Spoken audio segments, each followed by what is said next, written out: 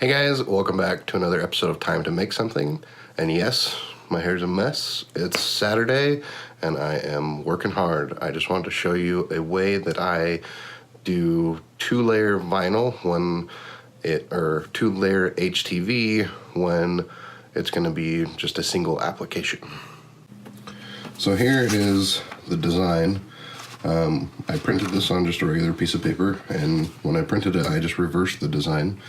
And so what I do is these transfers are being sold to a customer, so I'm not actually applying them. So what I do is I'll line up one of the designs, and then I'll take the second design, and I just make sure that it's cut in the right spot so that they don't overlap each other.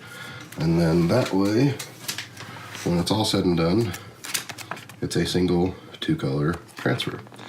I could do printed HTV and not have to do this, but I like to do it this way because I feel like the solid color HTV would last longer than the printed HTV, and honestly, it's good money. I charge per square inch on the HTV, so they get charged per square inch for this, per square inch for this, and then I charge them $1 to do the pre-application. So it makes it really simple, and it makes it really easy for me to line up to make sure that this is right.